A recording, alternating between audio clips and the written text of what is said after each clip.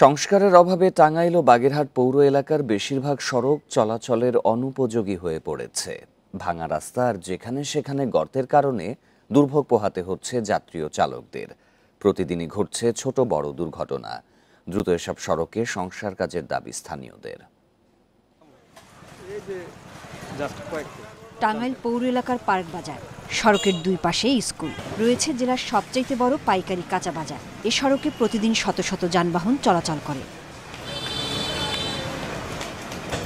সংস্কার না করায় সড়কের বেশ কয়েক জায়গায় বড় আকারের গর্ত হয়েছে।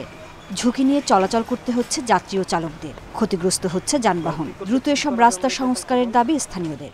রাস্তা ধুলাবালি এগুলা কোনো সংস্কার নেই, তো রাস্তাঘাট তো করে যে এগুলো কাজ নাকি, কিছুদিন পরে এগুলো নষ্ট হয়ে যায়। যে ভাঙ্গা চলাফেরা কষ্ট, রাস্তা ভালো না, তো পৌরসভার রাস্তা একবারে খারাপ।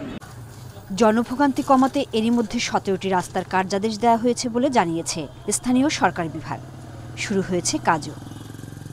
রাস্তার কার্যক্রম শুরু করেছে ঠিকাদার।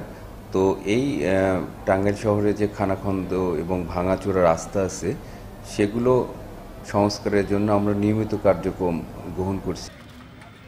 বাগেরহাট পৌরসভার বেশিরভাগ রাস্তায় ভাঙা আর খানাখন্দে ভরা, প্রায়ই ঘটছে দুর্ঘটনা। পৌর কর্তৃপক্ষের দাবি, বিভিন্ন সময় সংস্কার কাজের পরও বৃষ্টিতে পানি জমে ক্ষতিগ্রস্ত এসব সড়ক। 7-8 দিন পানি নিমজ্জিত থাকলে রাস্তাগুলো সাস্টেনেবল করা খুব টাফ হয়ে যাচ্ছে আমাদের জন্য। এই জন্য আমাদের পরবর্তী যে প্রকল্পগুলো আমরা হাতে নিচ্ছি এর ম্যাক্সিমাম হচ্ছে আমরা আরসিসি রাস্তার দিকে আমরা ধাবি দিচ্ছি, যাতে হচ্ছে এটার স্টেবিলিটি বাড়ে।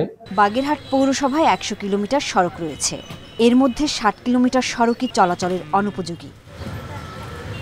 সোহেলি জাহান, ইন্ডিপেন্ডেন্ট নিউজ।